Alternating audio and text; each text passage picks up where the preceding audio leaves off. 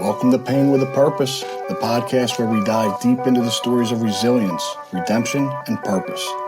I'm your host, Chris Woods, and each week we will sit down with guests who have faced challenges with substance abuse, mental health, and recovery. But we're not just dwelling on the past. Instead, we'll explore what keeps them driven towards a purposeful life.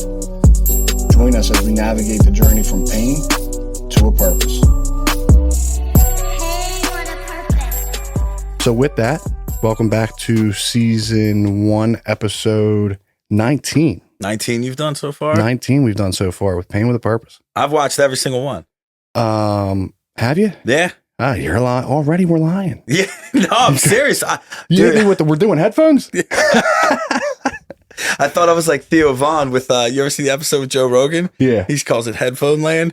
No, dude, but since you've launched this thing, I've been, and plus you've had some hitters on here. Yeah, I appreciate it, man. I'm a fan of it. And plus you're doing good work. I appreciate it, man. You know, most men can't get up here and talk, dude.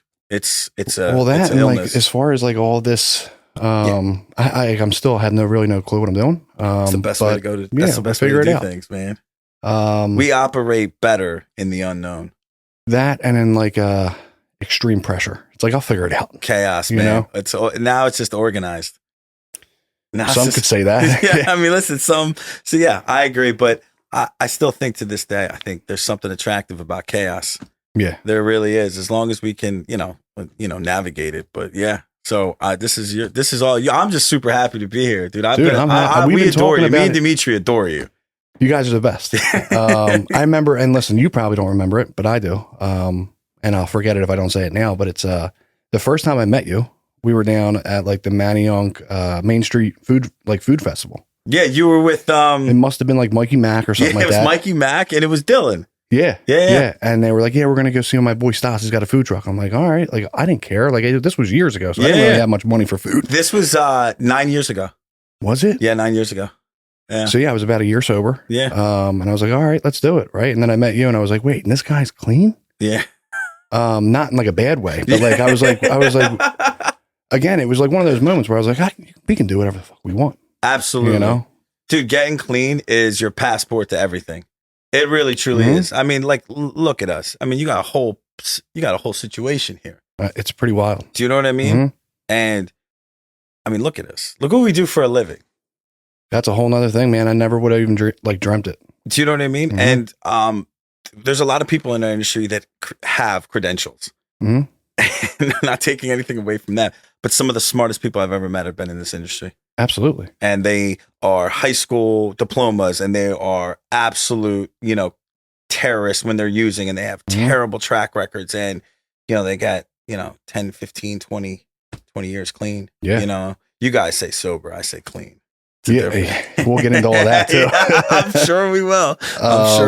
But I do appreciate you coming out, man, because I know that we've been talking about it for months at this point. Yeah. At one point, we were going to be off site. Yeah, we were going to do it at your house. We were going to do like the fire pit thing. You know what I mean? I was in my Tom Cruise phase at the time. Yeah.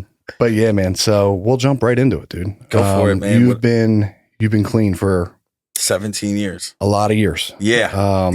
Right. And it's like hard to say that, or at least it's like I can say it because it's not my time, right? Like humbly, right? So humbly 17 years, that's a huge deal.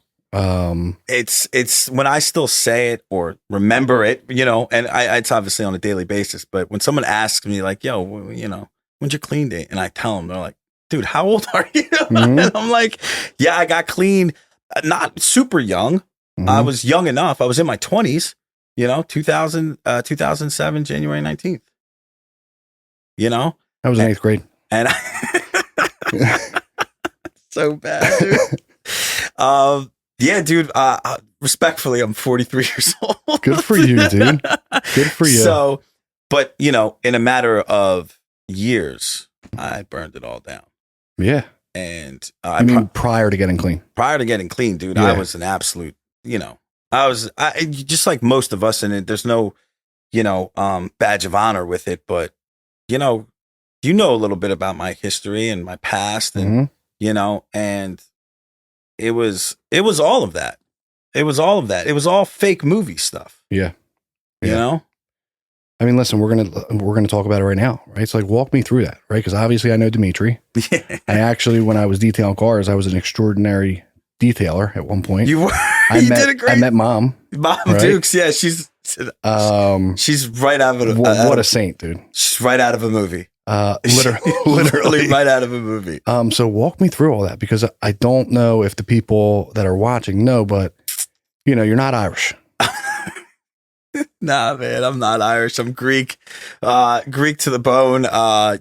And so I'll paint a picture. So obviously, my age brings me back to like 1980, right? Mm-hmm. So there was a different time. Our parents came from a different generation, right? Being some, especially my father, he was an immigrant, but those boys came over, whether you're coming from Italy or Greece, and there wasn't a lot of stuff to do, right? So they got, they were in that life. Right. And we're not Italian, so we're Greek. So we're not a part of that mob. Right. Mm-hmm. There's no mafia. So it was created. Mm-hmm. And by the end of it, seeing your dad on ABC, 6 a.m. Mm-hmm. TV shows before you go to school in the morning. Sponsored by this sunrise. Yeah, exactly. Yeah. And it's like, George Botsaris, the alleged head of the Greek mob. And you're like, wait a second, or being told, well, hey, why is your dad in prison? And you being told, oh, for bad company. Now it's kind of funny, not knowing that my dad was actually the bad company, right? And, and again, we can go back to even that being told to lie at a young age, right? Yeah. And, you don't think of it at the time, and it takes you years after you getting clean and doing, endless amounts of step work and just becoming so vulnerable of like, when did this all start?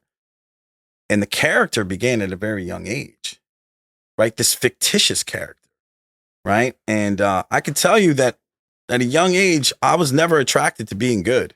Mm-hmm. The responses that I got from teachers, parents, girls, guys, didn't matter, of being sassy, being just, and I was already a rambunctious kid to begin with, but, I was just never, I wasn't one to sit still. I wasn't one to back down for whatever, in good, bad, or indifferent. But yeah, my dad ended up being that guy, right? And we grew up in a pizza shop, right? We grew up in grocery stores. Like that's where we hung out. So we were raised by, whoever was working in the kitchen, so to speak. And when I mean raised, like we had some influences, right? We're sitting on the counter, and they're doing their thing, and we're talking, and they're literally, again, rapping with us, right? And we're hearing this lingo at a young age, and then we'd go to school, right? So we grew up in the city. We're not actually from South Philly. Right? Okay. Yeah. We're from the opposite side of Market Street. So we're from Fairmount, the Rocky Steps, okay? That's where we were born, me and Dimitri. And we went to school at Greenfield Elementary, and then, our dad fled the country. All the indictments came down. So you had to not know that. Yeah, so he fled the country. He sent for us. So we met him in Greece, and I was in second grade. Dimitri was in fourth grade. All right, so we stayed there for about a year, and my dad came to us, and he's like, "I'm turning myself in because I want you boys to go back to the United States, and you can't go back unless I turn myself in. They'll harass you, they'll do everything and stuff like that." And he was absolutely right, because we still got harassed. Yeah. So he turned himself in. He did 6 years, and again, a portion of the time, a lot of it's movie stuff. Whatever you saw in the movies is kind of what, we didn't see our dad behind bars. I met certain characters from Philadelphia that have podcasts now in there, at a young age, along with a plethora of other people. I also met senators avoiding taxes, and football players and that avoided taxes, etc. And they were in there, and we grew up there every weekend. We didn't miss 1 week. Right. We were always there. So when your friends ask you, where are you going this weekend? I got to go see my dad in Connecticut. Yeah. We're just making stuff up, right? Oh, my dad has a big house. Yeah, it's a big house, all right. It's 12 by 12. That's 12 by 12, right?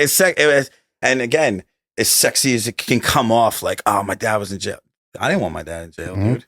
I didn't want that shit. I wanted my dad home. We would play catch with our dad in jail. Yeah. That's where, oh, my dad, he never threw. We were in jail. Yeah. And, years later, we paid the price for it, like, from PTSD. Like, you know what I mean? We, seeing that because, and then when we moved back to the States, we moved back to the main line. Mm. So we were these like seasoned kind of city kids. You definitely didn't fit in. Yeah. And, with the names like Anastasio and Demetrius, Botsaris. And, we ended up in Lower Merion, like that area. And the teachers knew who we were. We didn't. Yeah. Right. So we came with a stigma, unbeknownst to us.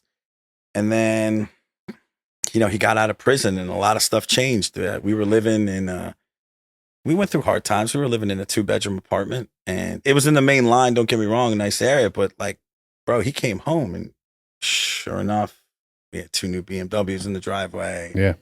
And we moved and all of a sudden things are good and yada, yada, yada. And, we would go to school in the main line in the suburbs. And then at night we would be at the pizza shops, or we would be at business. We would work for it. But, we also had a pizza shop in North Philadelphia. Do you know what I mean? It's literally where I learned how to wheel and deal. Yeah. They'd come in, we have this. It's like, I'll give you $5 and a slice of pizza, and that's where a little bit of that, that attitude at a young age came in. We were just exposed to a little bit more. And, Dimitri too. Dimitri plays it a little quieter as I do. But that's the punishment of an older brother, right? That's what an older brother has to do, is be a little bit more reserved. I mean, Dimitri's would get in trouble with dad if he wasn't looking out for me, which was a hard job to do. I was wild. Yeah. Well, if I understand correctly, you were more wild when you were young, and Dimitri really took off. Dude, this guy missed the party by decades. He made his own party. Dude, I remember, so we'll get to him because his is a whole other thing because he came with like a whole attitude about it. It was wild. You remember? You were his case manager at one point. Yeah, I mean, we're going to edit that out. But yep. Fair enough, yeah. But so that's the way that we came with this seasoning, right? And in another environment, and teachers knew who we were. Kids' parents knew who we were. I'll give you a funny story, right? So I'm in like 7th grade and I hook up with a girl, right? And apparently she had like the big bad boyfriend in high school, right? And like, I didn't like her. I just hooked up with her over the weekend, whatever it was, right? And she's, word got out. He's coming to school to stab me, right? Because I didn't like her. And so we're all arguing at the lunchroom like 7th graders do. And again, this ain't the 7th graders now. We're talking about in the 90s, right? Yeah, like we were a different breed, right? Like we were raised, either you were grunge or you were hip hop and you were die hard about it, right? Yep. And so word got out in school and it got back to the teachers that this kid from 10th grade is coming to school to stab Stas, and that they pulled us into the office. And I pleaded with the principal not to call my dad. Yeah. I was like, whatever you do, let him in before you call my dad. I was like, call mom. Sure enough, she calls my dad. And like 5 cars pull up to the school. And this was back then. So it was a little bit different. It wasn't as very regulated. Like I want to say like 7 or 8 dudes came in. My dad I've never seen him so mad. Like he come thick Greek out, where's my son? I was escorted around school like all day. Yeah. And so we had a home basketball game that day. And if you can imagine me just playing like, hey, what's up, dad? Just playing basketball with my friends. And there's like 7 gangsters on one side and like on the bleachers, and every family member that is just watching the gangsters. They're not even watching their kids. They're just watching like, what the fuck is going on right now? And, we have stories like that. You know what I mean? We have like wild stories, and, rumors spread and stuff like that, of course. Yeah. Right. And that got out like terribly, but when our dad came home from prison, he was like, I can't stay in this country any longer. So we went to military school for a short period. You guys go to Valley Forge? Dimitri went to Valley Forge for an entire year. I went for like 6 months, and they were like, Dimitri can come back, but this other one, I was like, oh, my dad's not here. Yeah, you were that kid. Yeah. And I was prescribed Ritalin as a kid, Mhm. and I was able to enterprise at military school with that and smoking cigarettes. You know, I'm like 13 years old smoking. So we're gonna have to edit it again Okay. because this is the wildest thing that's ever happened on the podcast. But when you wiped your nose, brother, you fucking wiped the booger on Did the I? side of your... Oh no! I could never let it happen. Oh my god, where is it? Man, you got it. Oh my god! Oh man, where did we need to edit that from? No, we're good. I'll take care of that, dude. Could you imagine if I just was like, fucking let it ride? Yeah, dude. Yeah. So we went to military school for a little bit, and then we just moved to Greece after that, and we ended up in Greece and did, you know, probably the most epic adventures of our lives. Yeah. Like just being experienced like to that actual European culture as like a young man, and like the nightclub industry. And again, there's no drinking age in Greece or whatnot, but you know, there's stuff for kids to do. There was like young nightclubs for kids to go to. Right. And, but we learned how to navigate the adult world as young men. Yeah. And tragically, my father passed in, 98. And, we came back to the United States, and I still had a year left of high school. Damn. And Dimitri was out of high school at that point. And so I'm coming back to the United States where you can't do anything, literally, as a young kid. And from going to like nightclubs and living this like crazy life. And I come back in like American school, and I'm calling the teachers like honey and sweetheart. And they're like, get this kid the fuck out of here. Yeah. And again, what can I do? Right. Like when I came back, it was every party was hard to have. So I just started throwing keg parties and not charging the girls, and every girl would show up. Yeah. And, you know, it became quickly popular again. I reunited with all my friends, and I would get arrested like every weekend, no matter what, because I would just get in trouble. Trouble followed me. It really did. And, you know, I created that follow, but like it didn't matter. I had probably like $27,000 worth of underage drinking citations, and that I would have to go to court and fight it and this and that. And I didn't believe. I was so numb after my dad died, though. I didn't believe in anything. There was no more repercussions for me. Yeah. You know what I mean? Like there just wasn't. And then what can anybody do? You know? Nothing at that point. I was so gone and numb. Yeah. And then the biggest addiction kicked in of all time, which was money. Right. And not having my dad around, there was like this, all of a sudden I became like scared again of like life. You know, I wasn't scared of an individual per se, because I had a dad that would beat my ass. Right. Yeah. So like, I'm scared of my dad. I ain't scared of any other man. You know what I mean? And that was a problem. Right. And I started running with bad crew, and I started running. The biggest thing is that I had this ability to act like someone else rather than myself. Right. The issue is that person was more believable. I was so good at acting.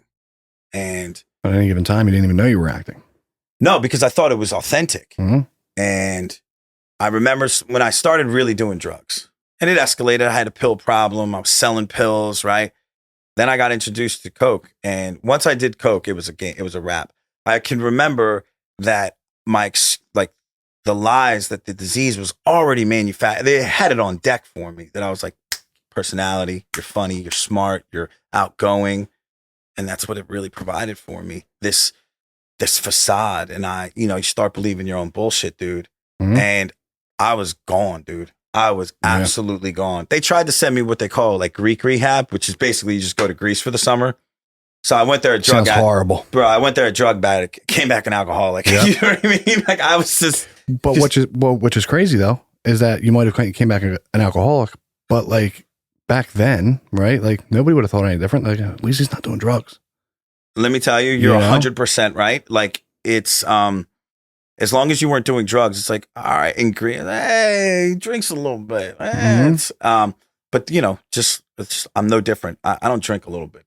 No, I don't drink a little bit. I can, I could either have 2 beers and be completely wasted, or drink a bottle of Hennessy and be completely fine. Yeah. And that's an issue, right? And nothing worked. And dude, it just got. Here's the thing, right? Like this fictitious lifestyle, and I started running with what I thought was organized crime. Like the people that we see out now that have podcasts, like those guys, I couldn't work for those guys.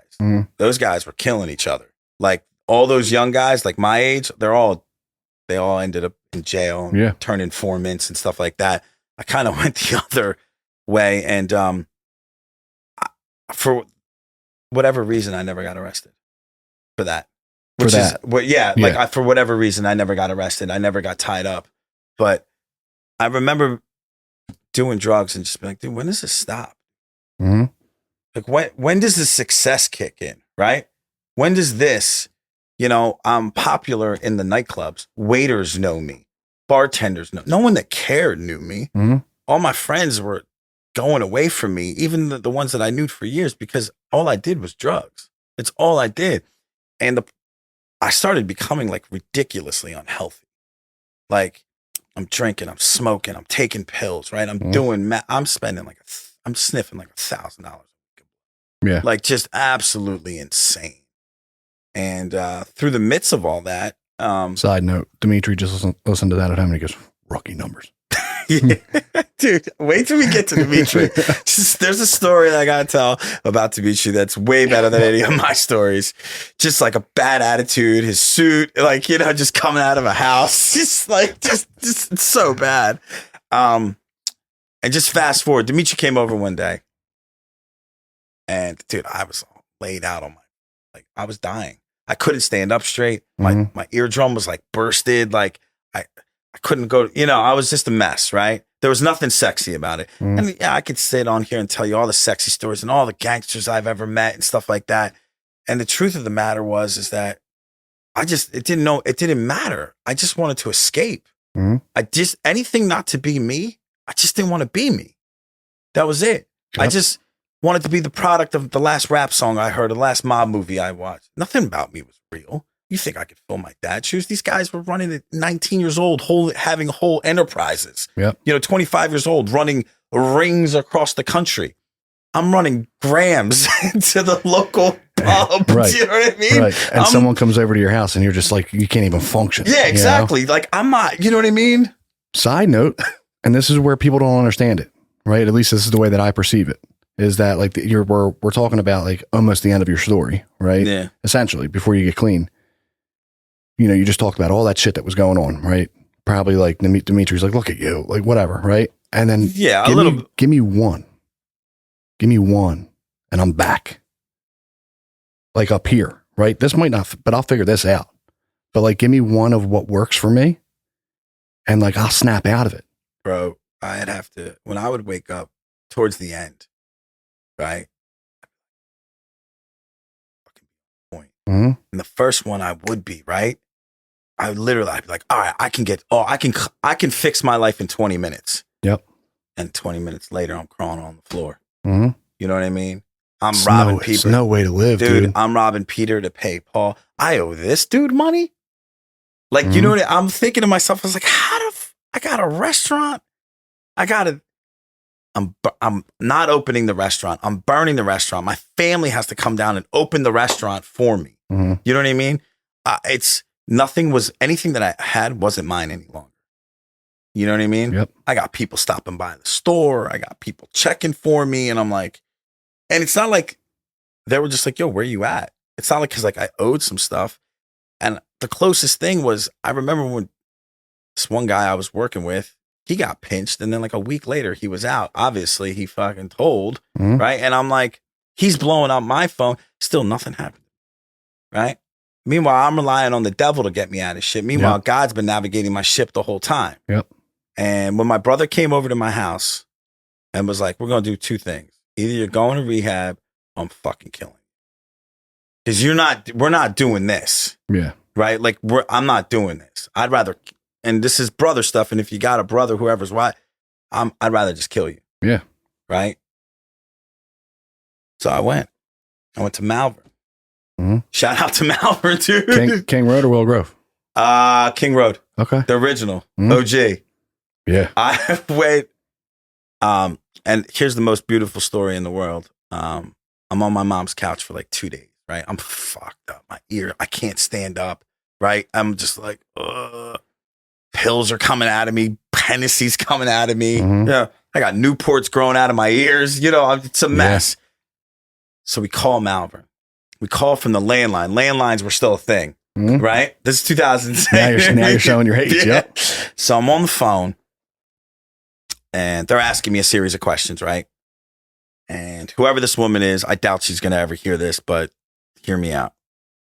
What's your email address? I'm like, honey, I don't know what my email address is. You know, she's like, do you have a cell phone? I'm like, yeah, I have a cell phone. I give her the cell phone number and, you know, what's your real address? Where are you staying right now? She's going through the whole pre-screen. When's the last time you drank? When's the last time you used? I was like, look, it's been a couple days. I haven't drank in 2 days. The last time I did Coke was 2 days, pills. And she's like, my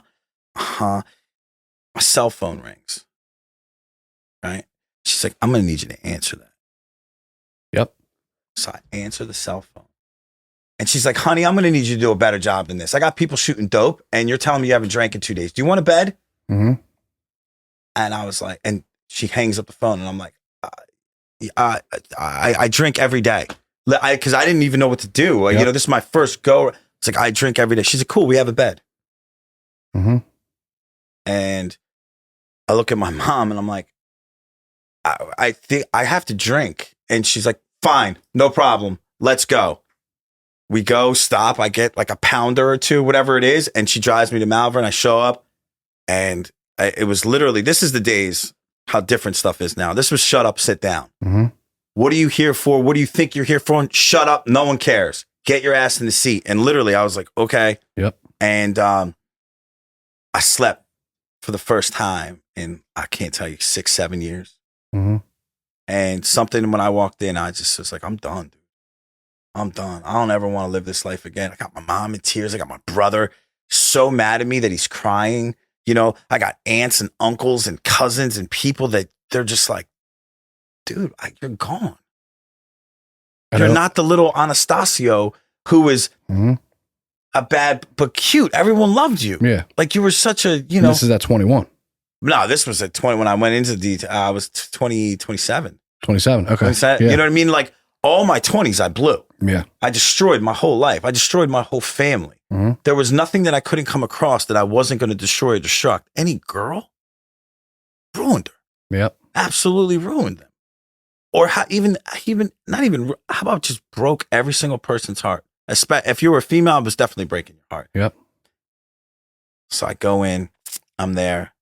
Literally, I listened for the first time like I've never listened before.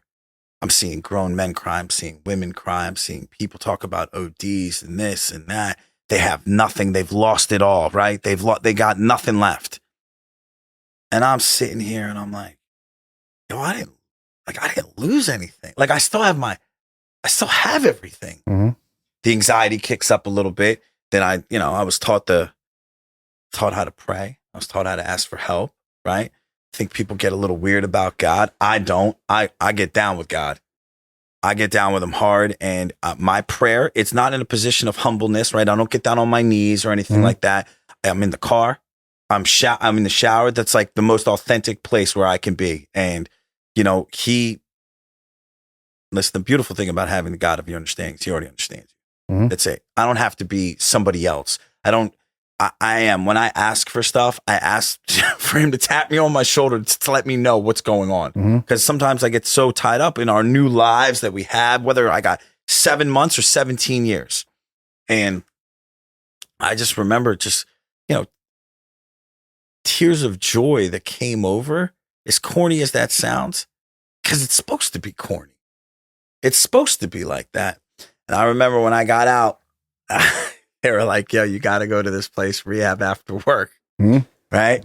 Bro, I went to rehab after work for 4 months every single day to the point where they were like, dude, you're good. Like you were good 2 months ago. Yeah, they were like, dude, just stop coming. Yeah. And I walked into 4th and Lombard on a Wednesday night, 7:00, and AA's upstairs, NA's downstairs. And I just happened to walk into a downstairs meeting. I'd love to think my, unless AA kicked me out. Imagine what you could have been. I know someone in the comment. Nobody even comments on the shit, but I guarantee you they're gonna fucking. So I walked in and I met a dear friend of mine named Joey D, who unfortunately didn't make it. Yeah, you know what I mean. And he was the first person to come up and hug me and just be like, "Yo, what's up?" And I didn't speak for like a couple years in the meetings. Yeah. And then here's like the caveat, right? So like when a guy like me gets clean, there's an issue, right? Because I'm not surrendering completely. I want to stop using drugs. I don't want to be in that life anymore. The problem is I still walk like a gangster, still talk like a gangster. I still presented, hey, whatever it was. And I carried a gun for like the first 3 years clean, you know? And again, I was still scared of my own shadow. That's what it really came down to, right? Because I was still interviewing me. That's it. I was still doing this interview process with recovery. I was grateful to make a meeting every single day in Center City because that's where I lived, right? It's hard. You could skip down the street and make a meeting. Yeah. Right. So it was like, do I want to give up this lifestyle that I've glamorized in my head, that I've put my own pedestal on? And then I remember one day I just said, I'm done with this life. Like, I don't want to go. I was still like nightclub promoting with 2 years. You know what I mean? I was still getting home at like 3, 4 in the morning. Yeah, I'm getting like the door at Denim nightclub. And, you know what I mean? And the Walnut Room on Walnut. You know what I mean? And I'm still, and everyone kind of knows me. And I'm like this fake socialite, you know? You were at Woody's too. I remember you were a big dude, I don't go to the man. I don't stand you know what's crazy, I don't stand a chance in those places. You know what's crazy is like, you know, somebody said it to me early on, and it's a super corny saying, right? But it's like apples, oranges, Tonka truck. What the fuck is not adding up?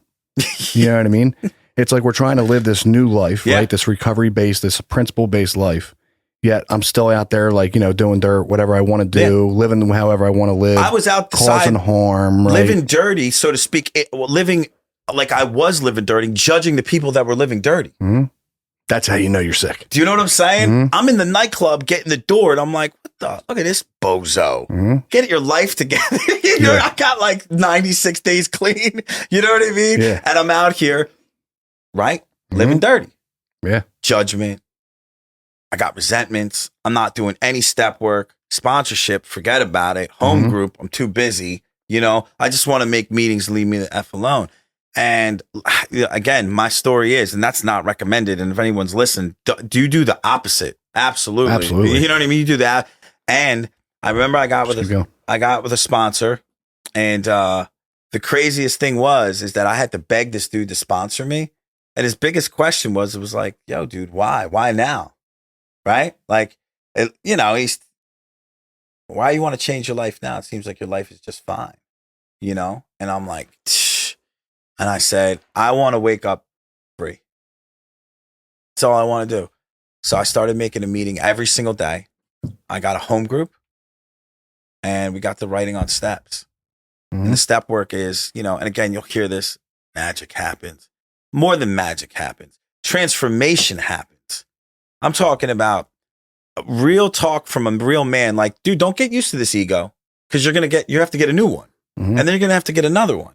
So don't get used to this, right? No one's saying that, and just being spoken to like a real human being, not like, well, if God, and it's like, there's a time for that. But I'm talking about like, oh, dude, yeah, you feeling good? Everything's going well? Yeah. Hang on, bud. That changes too. In about a week, we're going to ask you to surrender once we finish this step. Yep. And then you get a whole new you, right? And then you get a whole new experience. And we get a whole new this. And all of a sudden, I'm not the flavor of the week. I'm not hitting NA News because I'm talking to every single girl there, right? And all of a sudden, I'm a protector, right? Like, yo, bro, you got 6 years. The girl's got 6 months. Like, relax, fall back, dude. Yeah. And and that was told to me too, because I didn't know the rules. You know, we were literally just talking about it. Yeah. I didn't know the rules. And I remember a sponsor told me that's just good recovery. He was just like, we don't do that shit. Yeah, we don't do that. And I was like, but you know, and again, just a real question. I'm like, she's younger than me. It's weird. He's like, no, bro. She's got 10 months, dude. She's got 10 months. Leave that girl alone. Are you hurting in the girl department? And I'm like, no. He's like, yeah, then you're fine, dude. Yeah. I don't want to see you talking to her again. okay, yeah, sure, sponsor, you got it. I'm good. Because all of a sudden, I didn't want to be in trouble anymore, right? Like, I didn't want my spirit to be disrupted. Right. Like, I didn't want, and when real men talk to real men, they're like, dude, what kind of man do you want to be? And I'm like, a good one. I want to be a good dude, right? Yeah. So you got to do good stuff in order to be a good dude. And it's like living this life on the street mentality, right? And I'm not even from the streets, bro. Where we're from, we say you're from the neighborhood. I'm not from the streets. I'm not from the hood. You know what I mean? I just lived a lifestyle of that. And even that was almost like a lie too. There's a movie called The Departed. Great movie. There's a scene in that movie that Mark Wahlberg is talking to Leonardo DiCaprio when he's about to become a statey. And he's like, you ain't a fucking statey, dude. He's like, I bet you got 2 different accents too. And he just starts going in on Leonardo, you know? That is what I resonated with. Yeah. That scene, I'm like, unbeknownst to me, I could be in the Fairmount with the boys and right and talk that stuff and blah blah blah, and you know, because of my last name, I got away with it or whatever it was, and then all of a sudden, I'm in like the main line in school, you know what I mean? And it's like, you know, this identity crisis that always had this like cloud over my head. So getting clean, I was able to get my own identity, and it was a little bit of you know, kind of sassy. You know what I mean? I'm a sassy individual, although just a respectable one. That's it. You know, I was able to get self-respect and self-esteem, right? I know what I'm good at. I know what I'm not good at, right? As opposed to just coming in here half-cocked all the time with this like chip on my shoulder. And if something doesn't work out, I'm blaming you or attacking you, right? And I literally, everything I've learned, it was in the room. Yeah. Every single thing I've learned is in the room. Well, you grew up in the rooms. I did. Right? And we continue to grow, but like, I knew nothing. Yeah, no. When it says it's hard to grow up in public, right? You're under a microscope a little bit. And, well, especially around good recovery. Cause like, it's not like it's going to happen in like, you know, pull you aside. Like, no, we're going to call you out. You know what I mean? We're going to call you out and hold you up. And I'd get followed up with, and I'd hold, people would hold me accountable and I would hold them accountable. And all of a sudden, and again, just doing a full actual 4-step, my first 4-step. And, you know, obviously, like most of us, I'm not a good reader or writer. And I remember my sponsor was like, how about just write? So I'm writing my movie. Yep. I'm writing my screenplay and this and that. And man, I remember reading it to him and I was like, holy shit, dude, I'm the villain in a lot of this stuff, dude. Just portraying a victim. It's the reoccurring theme. Just portraying the victim. I got halfway through my first one and I actually stopped my sponsor because I was like, I get it, dude. Like if you want to, and he was like, no, we're going to continue. But yeah, you say it, right? Like you are like, you're the common thread here. Me and Dimitri we have been blessed, right? With the most craziest life, right? It is something out of a movie. Maybe it's a straight DVD movie, right? Yeah. But it was something wild. And for us to have made it out with just not ending up in absolute prison, never, you know, with just some bumps and bruises, a couple scars, a couple stitches, you know what I mean? Spiritually torn, you know what I mean? But it's like we're heavyweights, man. Yeah. And we have this connection, me and him, that is, you know, again, I can really do anything because I have a brother. Like that's it. Like, you know what I'm saying? And Dimitri lets me run point a lot on a lot of stuff because he's probably a little tired. You know? He's just like, let him go. I'll figure it out. It'll be all right.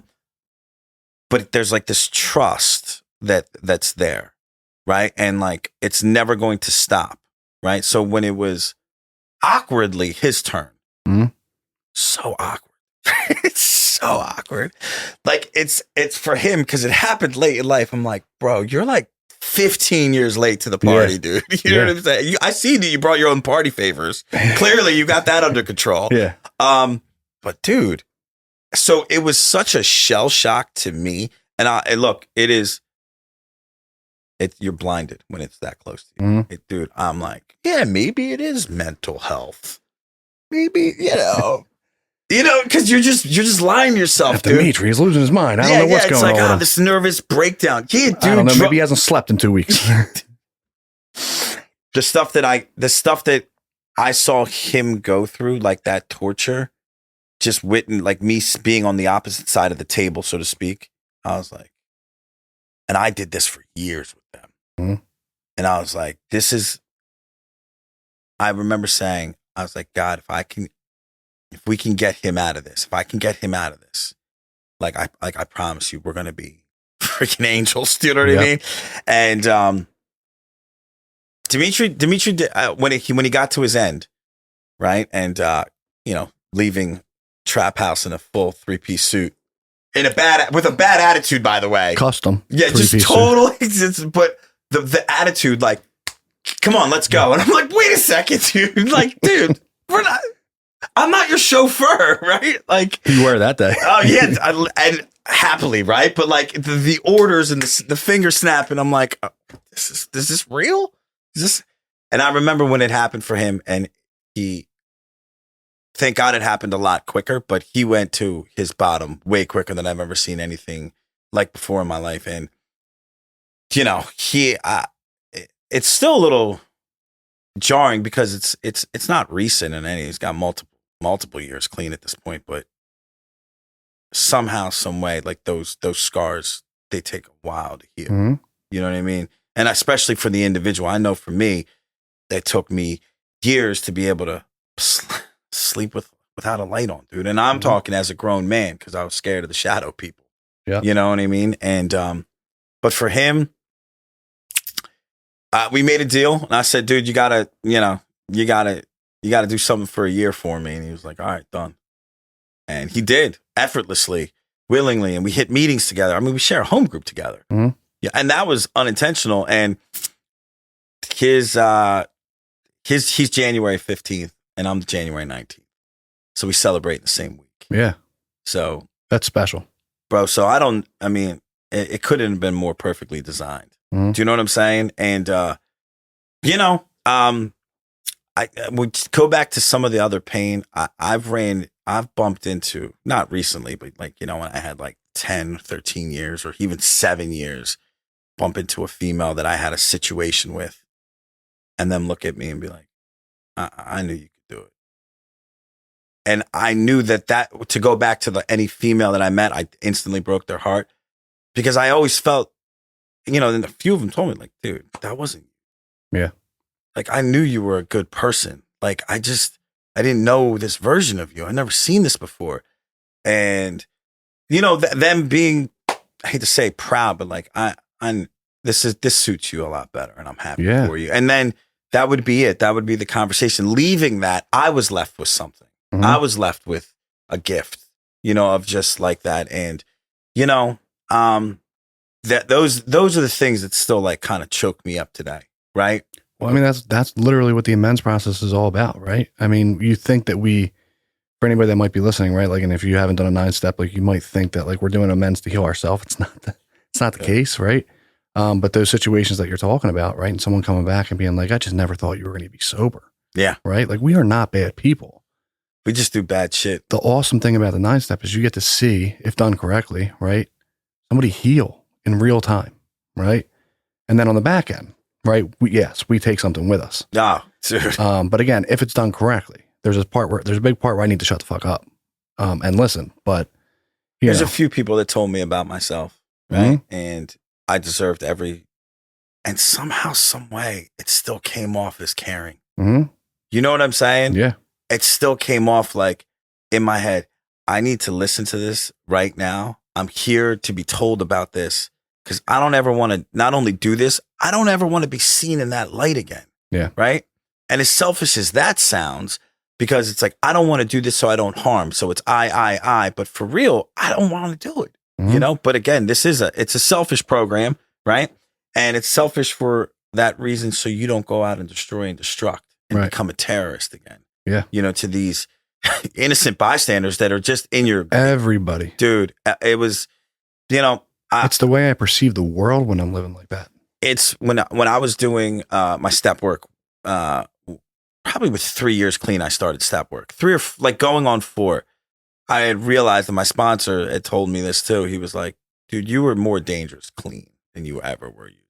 Like in your first 2 years. Because I believed some bullshit about myself. Now that I didn't have the desire to use drugs anymore, mm-hmm.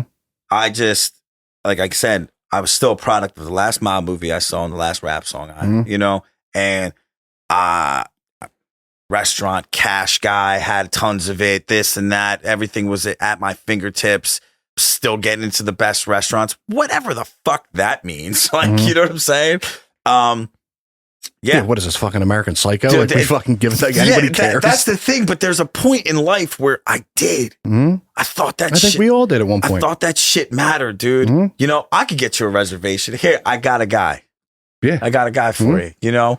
And now I don't want those calls. Don't call me for favors. No. You know what I mean? Don't. And I love doing favors for my loved ones and friends, but like within, like, I don't know anyone. Yeah. I don't got a guy anymore. You know what I mean? I don't have those people in my life, but I think that the most beautiful transition is being in recovery, seeing people like literally change before your eyes. Myself, my whole family, like being able to transform them into this sense of security where, yeah, you can call Stas. Stas probably he probably knows someone, right? And like actual stuff, not like where you can get me a dinner reservation. You know what I mean? And Dimitri's the same way. Dimitri's like, he's old, reliable, right? He's old, dependable. And, you know, we try to move differently. We really try to move differently, not because we try to move differently, just because we're just trying to walk in this spiritual, like, you know, it's not even a bubble, but that's that ecosystem that we're safe in. We're comfortable in that ecosystem now. Yep. And, you know, I was supposed to get, you know, I got involved in the industry late, you know, late 2017. And I saw a lot of stuff change in this industry within a matter of 2 years. And I remember when I came into this industry, I stayed away from it all, right? And I just worked on what I was supposed to work on. And I was at a facility and I didn't like the way things were going. And I remember the young lady at the time, God, this was years ago, prior to my wife, of course. I remember she was in recovery and she was like, you know, you're going to be okay if you leave. And at the and I think I had 10 years and she had like 4. She's like, you know, if you leave, you're going to be okay. Like, you know, God's got you. And I'm like, you don't want to hear that from your girl. You don't, you know, because I was so caught up in it. And then I remember like, God, you're right. Like, I'm supposed to be saying this to myself. Like, everything's going to work out. And sure enough, I got a phone call and I am where I am now. Yeah. And I've been there since 2018. And again, we've been able to do just phenomenal work, just real, actual, you know, good treatment and the philosophy of the 12 steps. You know what I mean? And dude, I don't know if you haven't heard this in a while, but meeting makers make it. Recovery requires FaceTime. Yeah. You know what I mean? Absolutely. And, you know, we've been grooving ever since. And, you know, we have a lot of stuff cooking and we're just, again, man, stay away from the bullshit. That's it. I've seen so many facilities open and close at like within a matter of months, or you find out someone's indicted and you're like, yeah, you know. And again, people that like me, I have a nose for some of this stuff. I'm like, nah, I'm not. I'm not associating. I also didn't get into recovery to live that way. Yeah. Dude, I say that all the time. I didn't get clean to become a criminal. I just didn't do it. You know what I mean? Or start criminal enterprising now at 17 years clean, you know, at 43 years old. Imagine going down for that. You're like, oh, dude, you're the man. You're the man, dude. You know what I mean? Imagine that. Dude, we see it, dude. We see it all the time. All of it, dude. Because, you know, what is the term? Pound foolish, penny wise, or pound foolish, penny wise. I'm saying it wrong, but it's from like the 80s. I don't know. 91. My guy Richie says it all the time. But it's like, yeah, you're just in it for the buck, quick buck. We're not out here hustling. This is not hustling it whatsoever. We're here to build and create and understand and navigate. That's all we're here to do. You know, some of us are just better at it than others. And I see the cowboys out here and I see listen, don't get me wrong. You're more than welcome to have a nice car and that. But then I see all of this flex and I'm like, it's interesting, man. Yeah. It's a very interesting way. Listen, I have a nice car, right? I also like nice things. I don't like all the nice things, but there's so do I. somewhere along the line, I really liked cars, right? Like I started really liking cars. The most expensive thing on the menu, please. So, and furthermore, like I'll do it, and then like I'll just like void warranties right away. You know what I mean? So like I just make them quicker. But I say that because it's like, dude, I'm still like in a role that much like yourself, where it's like, I'll park in the back because like I don't want to send the wrong message, right? And it's like, hey, then why do you have like? Let's be argumentative. It's like, then why do you have a nice car? I have a nice car because I enjoy it. Mm-hmm. I do. I enjoy it. You know what I really enjoy? Making sure my wife and kid has the nicest stuff. Right. You want to see a real flex? That's why I flex at the hardest. Yep. You know, I flex the hardest on my wife and my kid. I have a daughter. Of course, I got a daughter. Right? Yeah. Of course, I got a little girl. I got two of them. You know, I'm the most excited. I'm like, let's go shopping. Mm-hmm. Let's go buy that dress. You want all the princess dresses? And what a freedom to have, dude, to be able to do that for your children, right? And there would have been no way with that. I'll tell you this. People have asked me before, like, what would happen? You want to know what true recovery is? This is fucking deep, and this took a lot of years to be even to actually say out loud. Me and Dimitri talk about it, but we're even like gentle with one another about it. The best thing that's ever happened to us is our father. And that's some like real stuff. It's the realest thing I could ever say because as much as you love him and as much as he loved you, bro, as vice versa, you guys would do whatever you had to. Bro, I'll give it all up right now for a cup of coffee with him. Mm-hmm. You know what I mean? But for him to have gone away, so me and Dimitri could go find our own identities and go through the mud and pick ourselves up just to get smacked back down, right? And then want to stay in the mud because that's where we were comfortable at, you know, and then over and over again. But that's it, you know? Everything happens for a reason. You know what I mean? Yeah. And if it wasn't for Dimitri, and he'll say the same, if it wasn't for Stas, and that's just what that is. You know what I mean? But when we look back, you know, we talk, do you think if dad was alive, where would I be? I was like, there's no way I wasn't becoming a drug addict, dude. Mm-hmm. You know what I mean? The only thing that would have been different, I would have been able to run a little bit more because I would have been. Or you would have died. Yeah. Or I would have been in the States and dad would have been in Greece. Yeah. That's what it would have been. Mm-hmm. And dad would have came looking for me.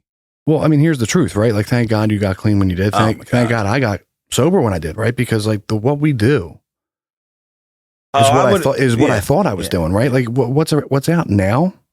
You know that saying like, I think I have another run in me. I don't know if I have another recovery. I don't even know what that means. You could try one, dude, and be gone. We see it all the time. Listen, they're even the marijuana out today, right? These strands of weed, 75% THC, dude. What is that? It's like that's angel dust. You know what I mean? It's so wild. It's like, I just smoke weed. You just smoke weed. If I don't have anything in me. If I were to take one blast of that joint, I am gone for the next 16 hours. And you know, for all those that are listening, like it's about people, places, and things. You got to avoid it. You can't listen. You put yourself in a predicament long enough, right? If you're gonna go to the bar every night, you're gonna eventually drink. It's just math. Mm-hmm. It's just numbers. That's all it is, bro. You know, I'm not looking to fight the wind, right? I'm not looking for it, dude. I know what the disease looks like for me, dude. Not all the time, but if I stay on my grind, like you know what I mean. 17 years in the game, I still haven't found a reason to leave. Mm-hmm. Right? Well, you still have a desire to stay That's clean. What I want the best life. Mm-hmm.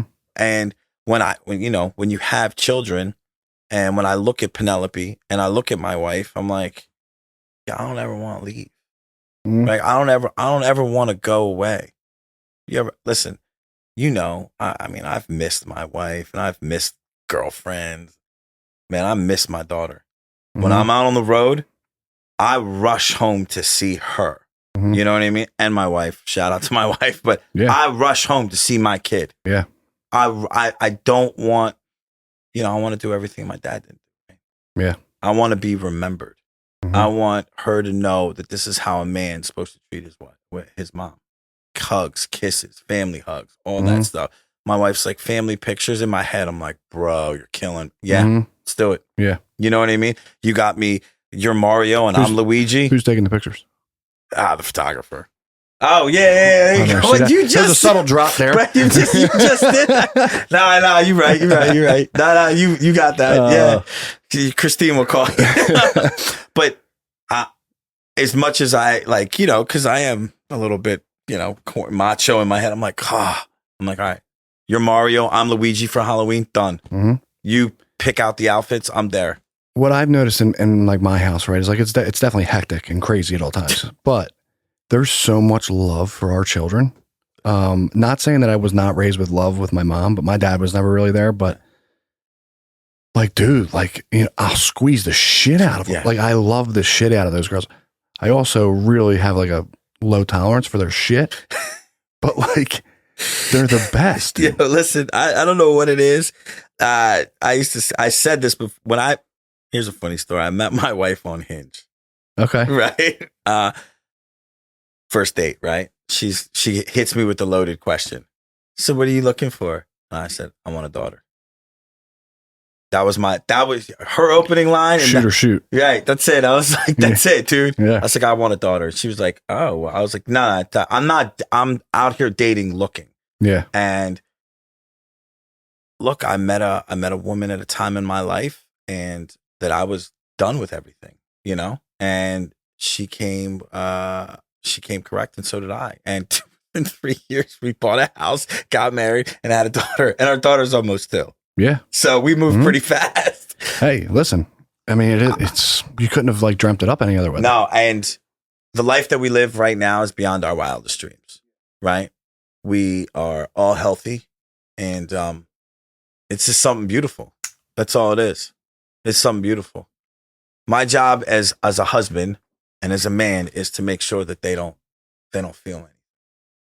You know what I mean? Absolutely. I don't, hey, we need this. I mean, of course, within reason of stuff like that. I also, well, yeah, just wait until she's at Upper Mary and she's like, hey, Dad. Oh, I already, listen, my thing is this, right? I don't care almost. Mm-hmm. You know what I mean? Like, I just don't care. I just want them happy. And, luckily she's able to stay at home with her. Yeah. And, so I get to come home and be this hero. And it also gives me enough like fuel to go out and absolutely be like a nonstop person. Yeah. And, and like I said, like when I go on the road and I'm at like a convention or a seminar or whatever I'm at, I'm like, yo, FaceTime me, please. I just want to see the baby, and again, there's a little fear of forget, right? Don't forget me. Mm-hmm. I don't want you to forget me. Your daughter? Dude. All a little girl wants is her dad. Listen, I mean, I hear you, but again, it brings back childhood memories, right? Yeah. Don't forget me. Mm-hmm. You know what I mean? And that's that that's inner child work. Yeah. You know what I mean? And step work goes through that. If you're really doing, if you're bodying step work and you got a thorough sponsor, I'm not saying he's some clinician or anything like that, Mm-hmm. but there's a lot of inner child work that gets done there, dude. You know what I mean? Absolutely. Would you be proud of you? Would the younger you want to hang out with you? Mm-hmm. Right? Would the younger you want you to take care of him? If he could pick. You know what's crazy is at like a time in my sobriety, no. Yeah, I agree. Today I can confidently say yes, but I had to like you talked about like the first 3 years of you being clean. Total terrorist. Dude, I stayed sober for about 10 months, relapsed, right? Came back to the recovery house, went back through the 12 steps. Like, you want to talk about being humbled. Brother, I had to do step work on my sobriety time and how dirty I was living. Yeah. Right. And finding out at my baseline what I truly am. Yeah.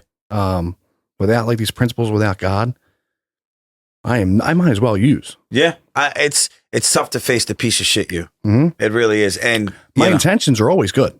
My actions always I remember decided otherwise. When you do a real 6-step, right, and you start setting up the scenarios of like, hey, how did this happen? Bro, you've been working on this scenario. You've been your reservation has 6 months. You know what I mean? Literally, you've been working on, I don't know how this happened. Right? Yeah, you do. Let's sit down and look at it. Yeah, and I remember it's like, when stuff would happen, it's like, how did that bro, you've been plotting for this for 6 months. Yep. Who are you lying to? The only person you're lying to is yourself. Mm-hmm. And when you start having trouble going to sleep at night, when you start having, and you're just not paying your bills because you want to see it show all the money you have in your pocket. Mm-hmm. You know what I mean? we were sharing at I was speaking at like the Mart Licknick convention a couple years back. And I shared that exact piece that I wanted to make sure that all my money was on me just in case when the basket came around, everyone got to see. Yeah. You only put $3 in there anyway, but you got, it's what it is, right? You know. But yeah. That still, that last connection to that lifestyle of still flexing. Yeah. Right. And it's like, you know, you're the guy flexing at church, dude. You're the guy that's flexing at a meeting. Anything. Yeah. Right. And, you know, you bring these little sicknesses along. You don't think anything of them because you ain't getting called out on it. So when you do get called out, you get confrontational. Yep. You know what I mean? All of a sudden now it's a challenge.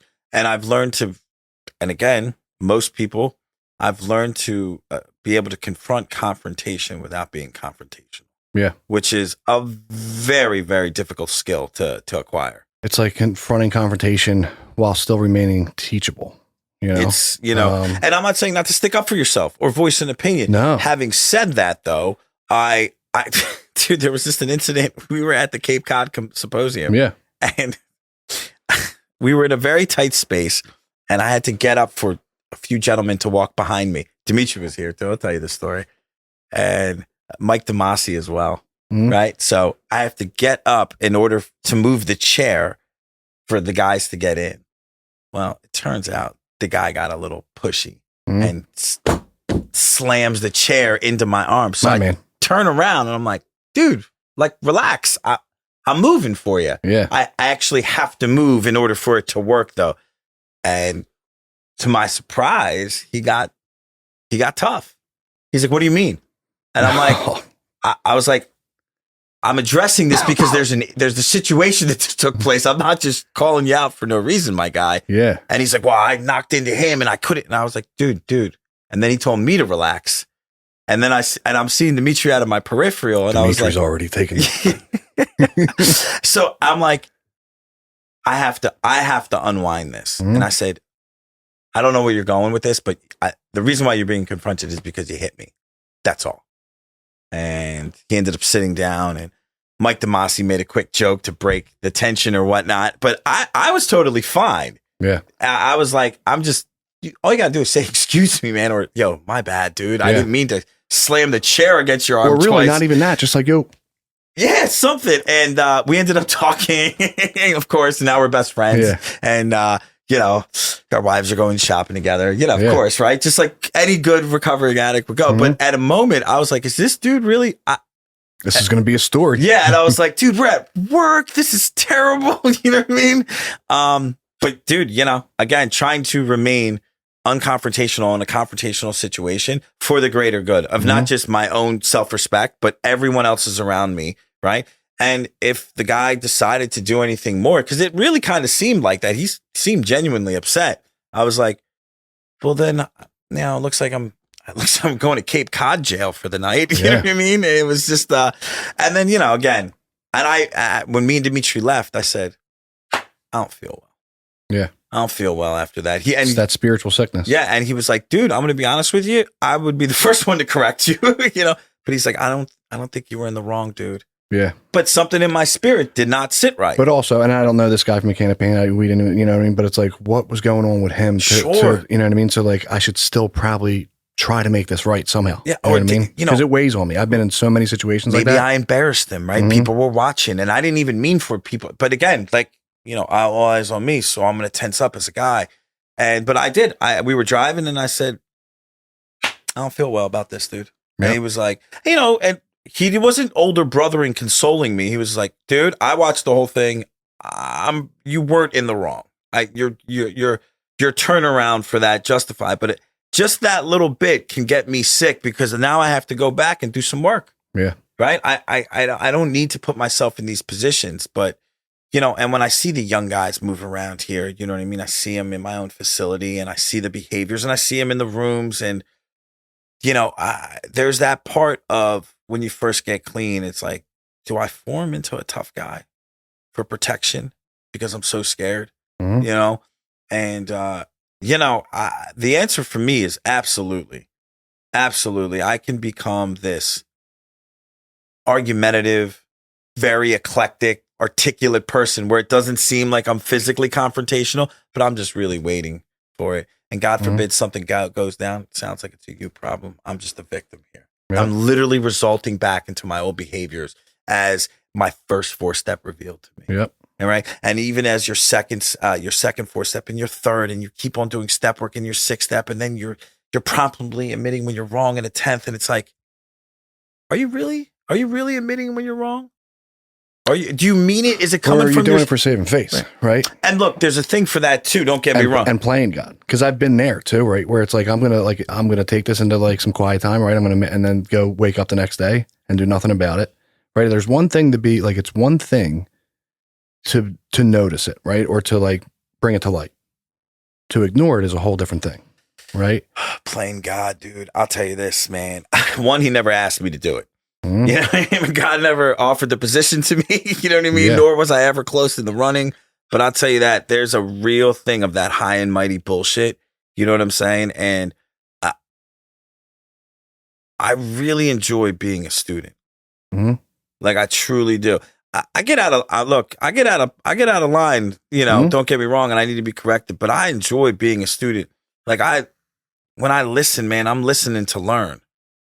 Right. Like I'm really listening to learn, you know, as ADD as I am and as busy as we all are, and our phones and our wives and our kids and our lives. Dude, I don't, my university is NA. Mm-hmm. That's where I go get my education. Yeah. You know what I mean?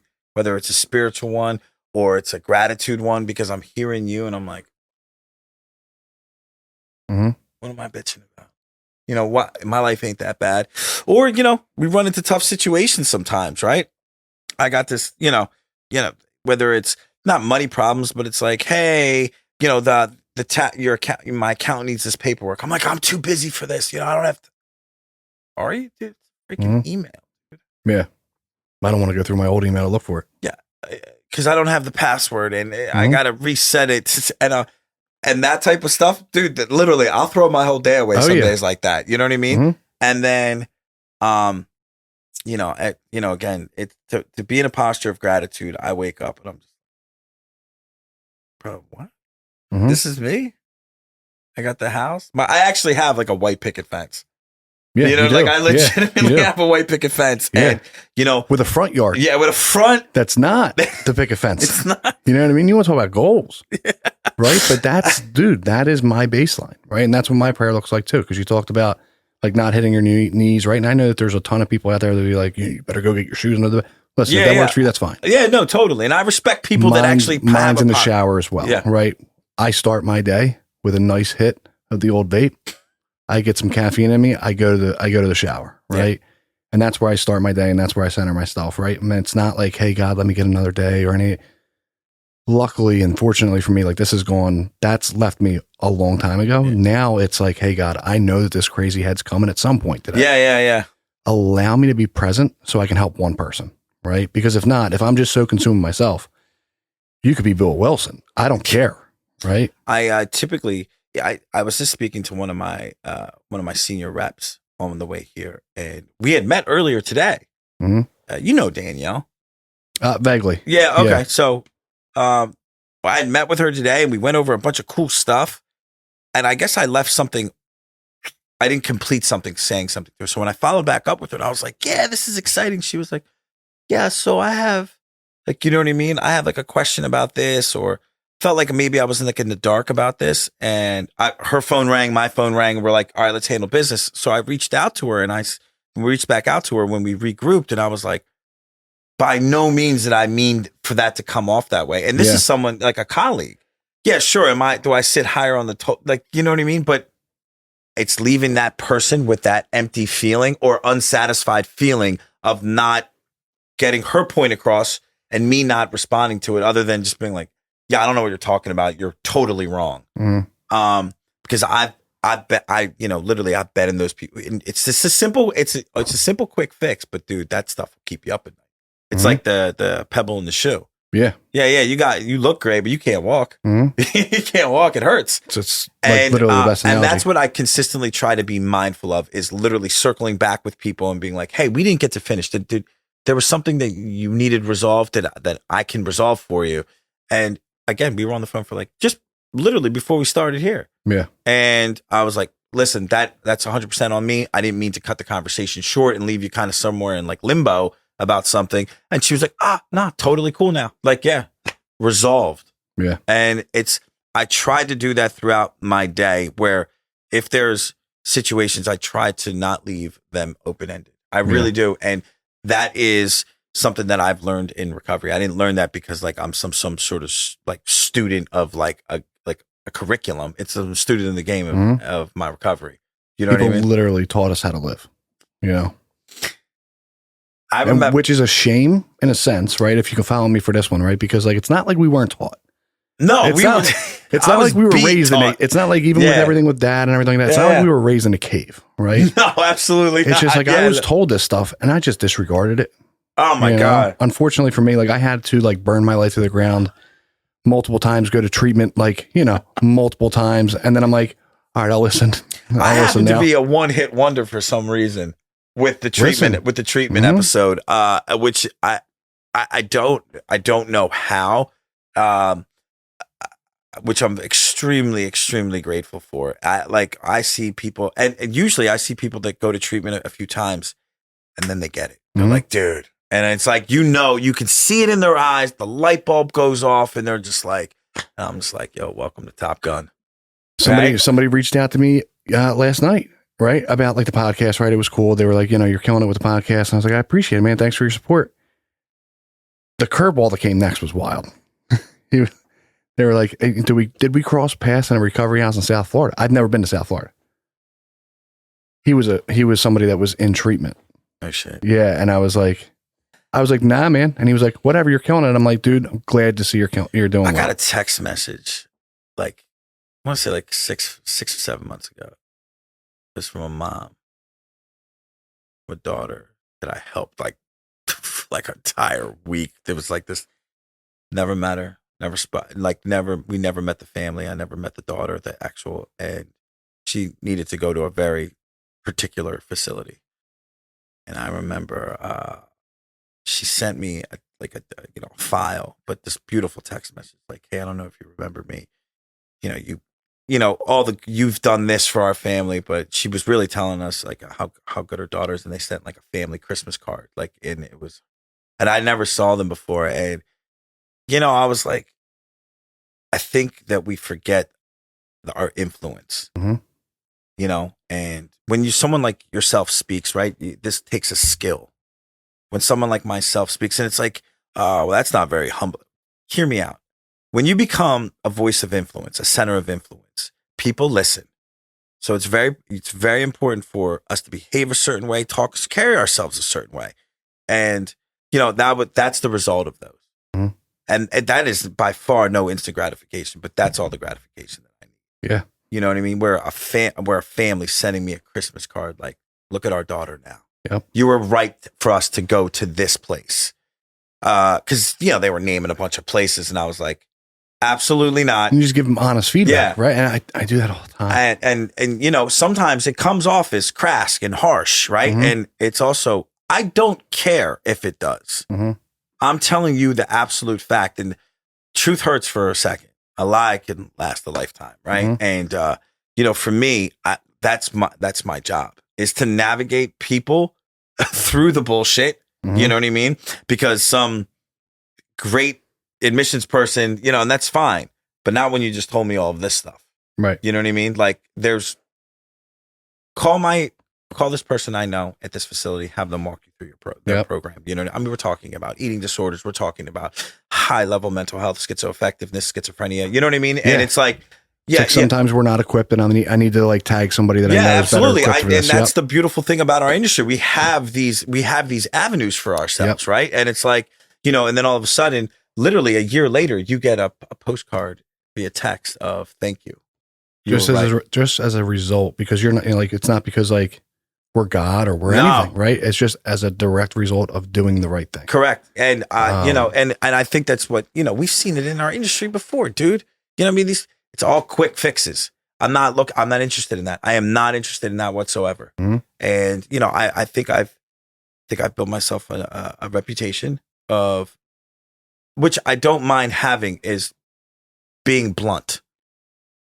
So the coolest thing that I think I've ever heard you say, and it wasn't even in person, right? Because I don't even think I could have been there if I wanted to, because that's just not the way that where I works. Right.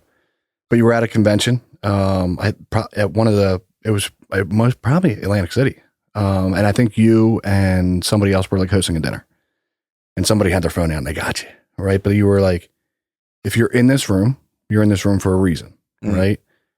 If you're not in this room, there's a reason why those people are not in this room. You're in this room because we do right by people, and you went on this whole spiel, right? Like that carries weight. Yeah. You know, that carries a lot of weight. Yeah. No, and I mean that. I wasn't in the room, but yeah. Had to throw that there. So you were invited, though. You were definitely welcome. Yeah. But I remember that speech, and I remember it getting reposted and stuff like that. And I truly, truly mean that. Yeah. If you are, if you're at my table, it's because you're there, right? And it's not because I'm some sort of big. I associate with good people, and by that, the bad people stay away from people like me. Since we're just like in us, they don't come around me. We're not cool. Yeah, yeah. That's like they're not coming around me. They can't chuck and jive with me. That's some 80s talk right there, chuck and jive. But they're not. They got nothing for me because I'm going to see right through it, and I have no problem calling you out on BS. Nor do I want any of it. Yeah, I don't want the slime, dude. You know what I mean? Yeah. I got daddy daycare at an hour. You know what I mean? I don't have this. I don't have. But I do believe in, when people do reach out to me, I try to navigate them with other friends in the industry where they're like, hey, I need some advice. I always make time. Always make time. And I meant that when, there's a reason for those people that are not here. Yeah. That's a real reason, and again, sometimes you gotta let the bad people know that the good people are watching. Yeah. And there's not a lot of room for that in this industry. And it's just in my life. Most of the people in this industry are in this life. They're in recovery. You don't have to be, but you know what I mean? So if you're living dirty and you're doing X, Y, it's just a matter of time, dude. We talked about, some people just recently, like, it's just a matter of time. Just because you haven't picked up doesn't mean you're not in a relapse. Yeah. You know what I mean? And it for me, I'm always willing to help. Like I said, I spoke to a facility, not this Cape Cod, last Cape Cod, and it was one of the owners of a facility. And he said, hey man, I got a question for you. And I said, yeah, sure.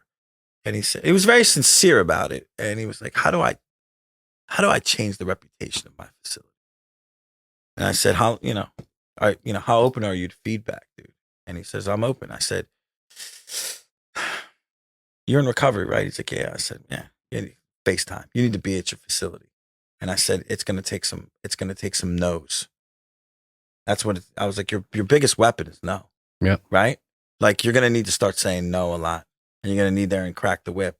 But if you're driven financially, then I can't help you. Right? Like there's no way to come back from that. Right? Because you're always going to have the power of the money to influence your decision.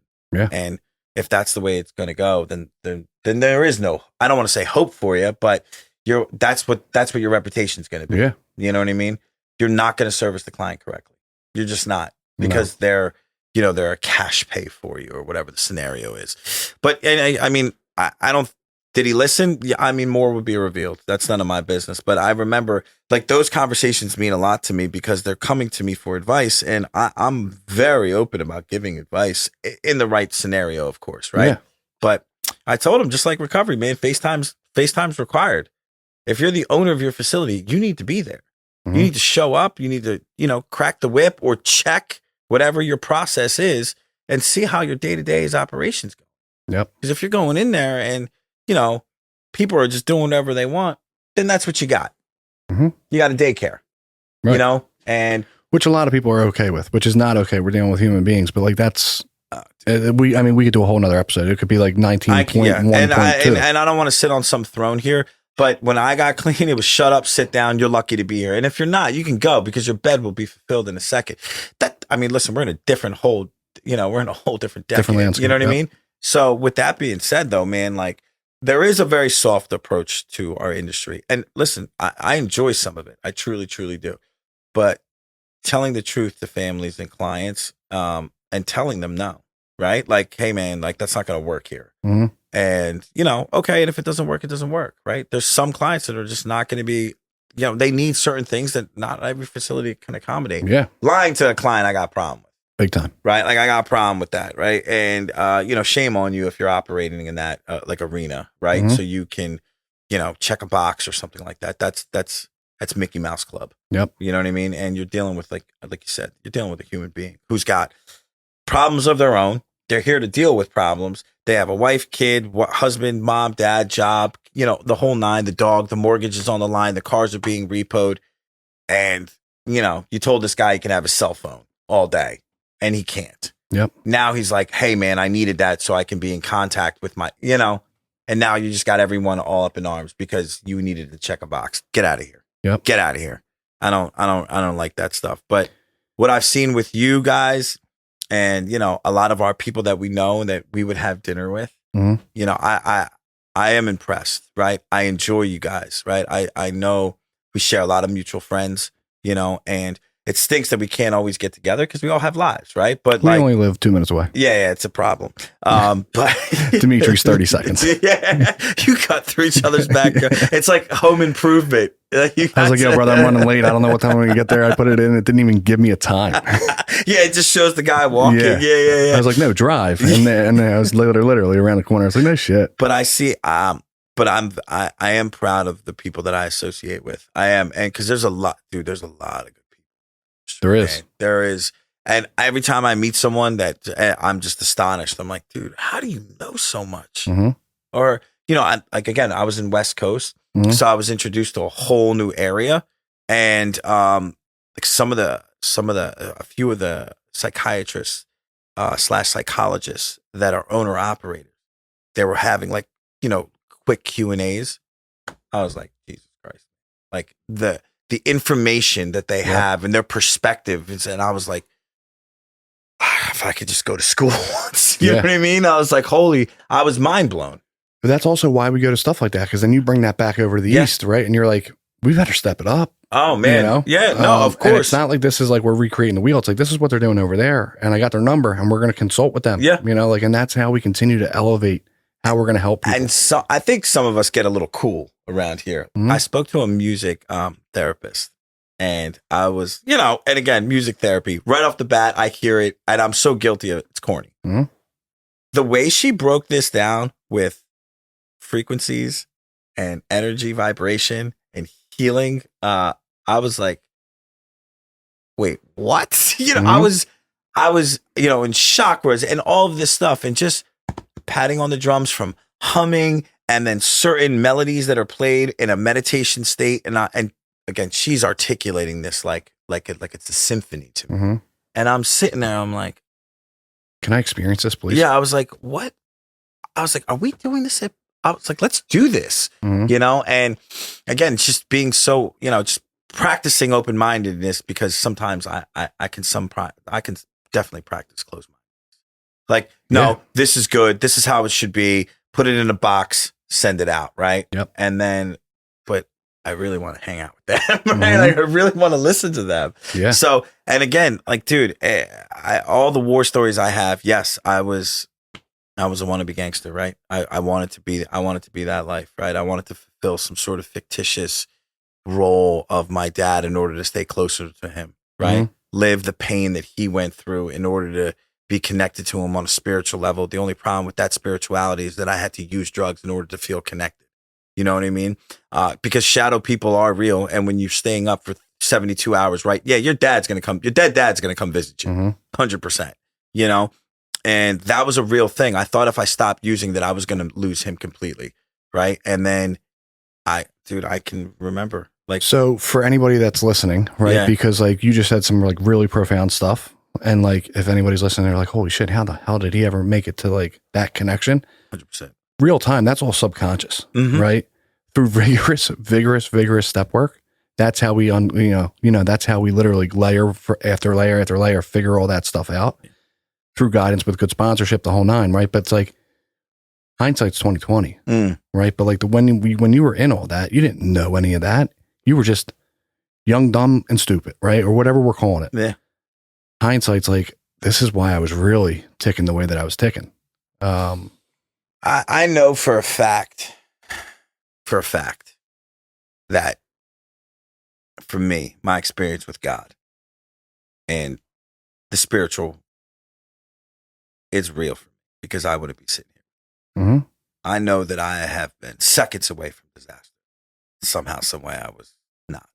Unscathed, right? And I have stories and stories and stories of seeing, shadows in the tile of being completely out of my mind and being like, oh my God, right? And the biggest fear is of me getting clean and that going away.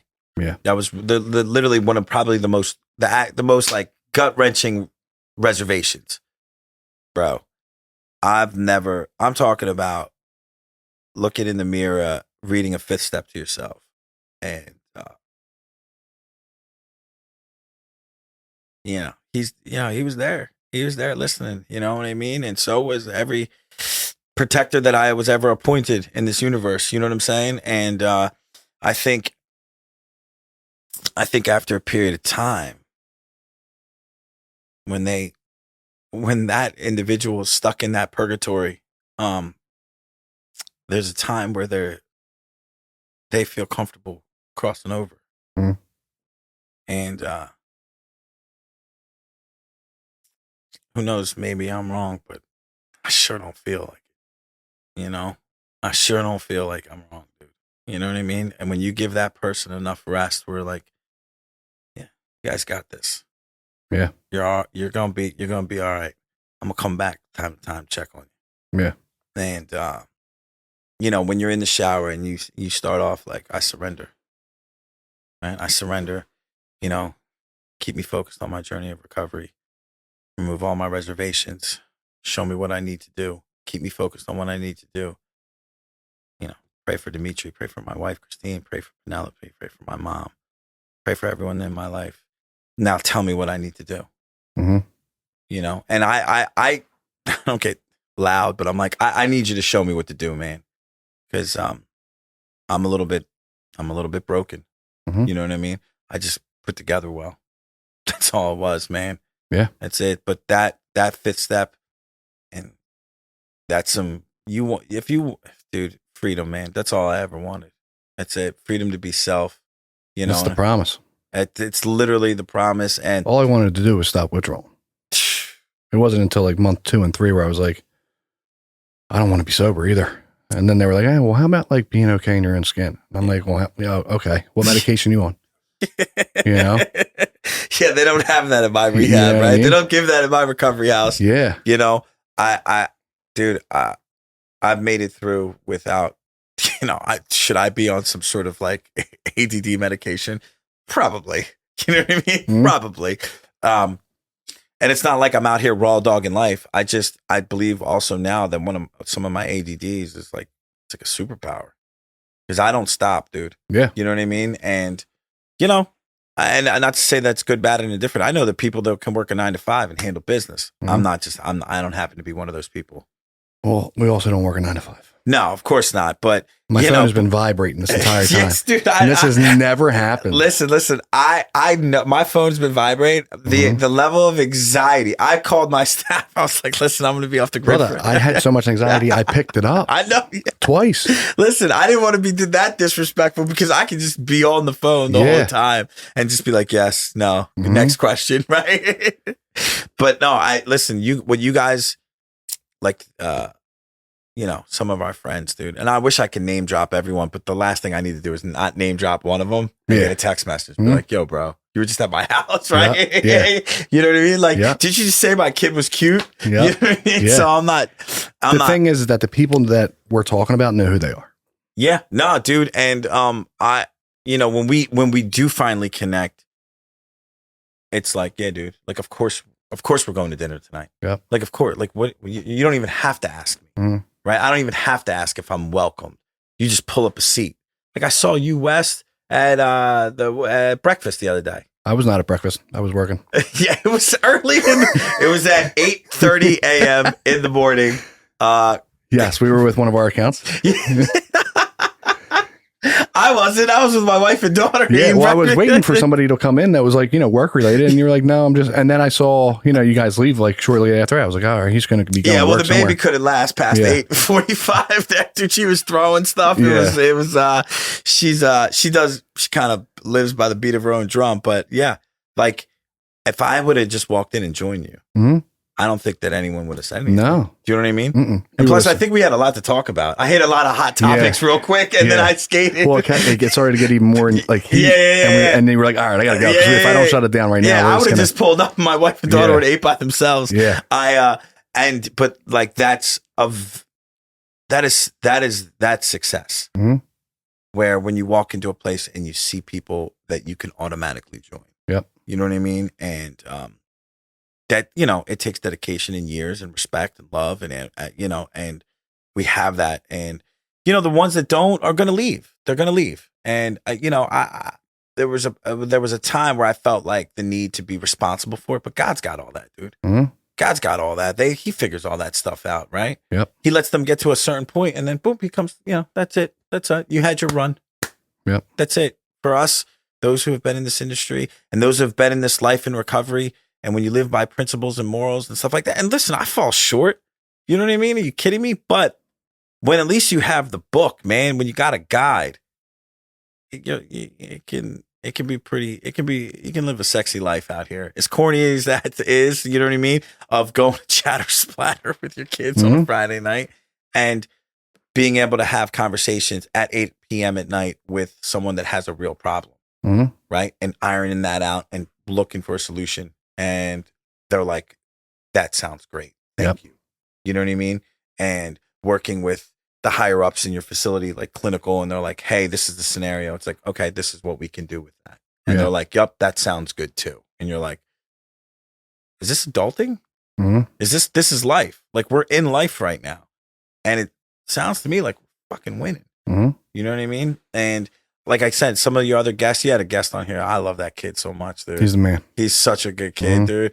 And the only reason why I call him a kid is because I'm probably 20 years older than him. No, not anymore, brother. We're in our 30s. You're only 10. Yeah, so I'm a 10-pack older than him. But yeah, dude, like I when he FaceTimed me a couple weeks ago, just like randomly, and just the biggest smile on his face. Like, what's up, dude? Like, you're getting after it, the way he talks. And I'm like, dude, we all low key live vicariously through you.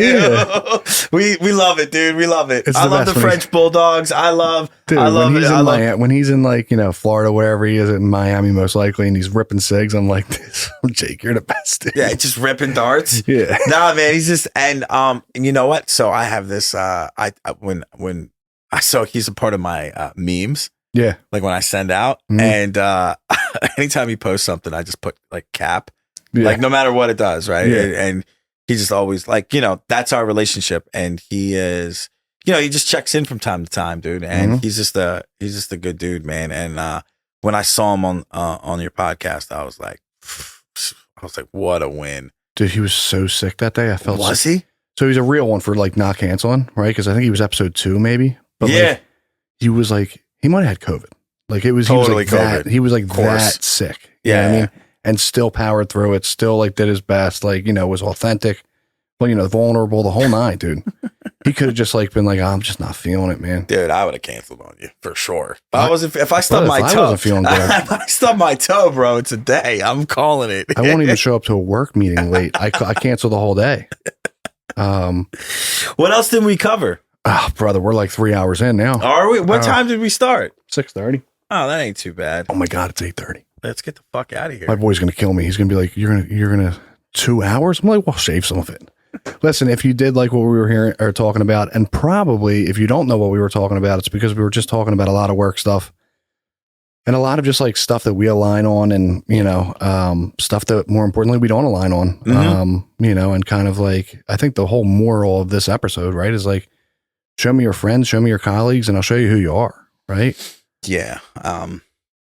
Listen, smaller's better, right? Move quietly, humbly, and whatever that looks like for you, do it. But there's an order of protection that you need to protect yourself with. And that, and if you're a part of a fellowship, and if you're not, especially if you're not a part of a fellowship, you should get with the right people around you, dude, because there's a lot of spiritual vampires out here that are looking to, they're out for blood, dude. You know what I mean? And, a spiritually drained is a real thing. Absolutely. You know what I mean? And dude, I think we might be some of the luckiest people in the world. Absolutely. You know what I mean? Like to have the resources that we have, you can go anywhere in the world and walk into a meeting. Yep. And be welcome. I don't know anyone else can say that. And that's real. Yeah, definitely is. I mean? Furthermore, if I'm on the beam, I can go anywhere in the world, do anything in this world, and be okay. You know what I mean? You were talking about people, places, and things, and I was going to jump in there at that point, right? Which I agree with, but I also contradicted often with I can do anything. Yeah. I'm not hanging out in a bar. Yeah. But I'll tell you what, if that bar's got the best cheesesteak, you better believe. Yeah. I'm going. Listen, I agree. You know what I mean? Either way, my environment, right, is going to be all right. Yeah. Because I have enough intuition to know when something's popping off. Yeah. You know what I mean? Yeah. If anything, it doesn't matter. My self-awareness, my awareness, obviously I'm aware you have a family. We're aware of other things. We're responsible for other people than just ourselves. And, again, yeah, I agree. If this place has the best cheesesteak in the world, you know what I mean? Yeah. I'm just getting it to go. Right. Yeah. Yeah. I'm not there all the time. Yeah, no, right? I'm just getting it. I'm going to eat it on my car like a real Philadelphian. Yeah. You know what I mean? Yeah. So if you like what we were talking about, right, this is episode 19. I'm actually just recently made the decision that 20 will be the end of the first season. Right. So next week it'll be, I don't know what that's going to look like yet, but we'll have some sort of break in between, regardless, right? Instagram at Pain W Purpose, Apple and Spotify, Pain with a Purpose podcast, and also YouTube, Pain with a Purpose podcast. All platforms. You're getting it, dude. Yeah, we're trying. You're getting it. Yeah. Yeah, dude. You'll be on Joe Rogan soon enough. We'll see. You know what I'm saying? See. Yeah. Maybe he'll be on you. Maybe. You know what bro. I mean? That might be tough to get him in. Studio's locked down. But is there anything you want to say before we shut it down? No, other than I love and adore you, dude, and everything that you've been doing out here, and not just with this, but in your life. You know what I mean? Me and my brother were big fans of yours, dude. And and that you and Dimitri had a thing, and that means something to me. Yeah. You know what I'm saying? And I almost beat him up. No, but I honestly, me and Dimitri think the world of you, and everything that you're doing from even this, right? This is an honor to be here too, right? Even though, this is what we're doing and stuff like that. But when we discussed this, I was honored. Yeah. You know what I mean? I appreciate that. I think what you're doing is phenomenal. Every guest that you've had on, give or take one or two. But other than that, dude, this is guys talking, man. It's guy talk. A lot of guys need to do this more, man. Dude, and even the women that I've had, right? Jackie Lewin crushed it. Yeah. She was good too, man. Yeah. Nah, dude, she's another one. Yeah. Like her a lot. Real sharp. And again, this is all just real attractive. Yeah. Right. I wanted to be a part, I didn't want to do you I wanted to be a part of this. Right. So everything that you're doing here and everyone that's you're reaching, this is all just solution oriented stuff. So I'm a subscriber, bro. I love it. I appreciate it, dude. Yeah, man. All right. Well, with that, we'll shut it down. Awesome. And we'll see you next week.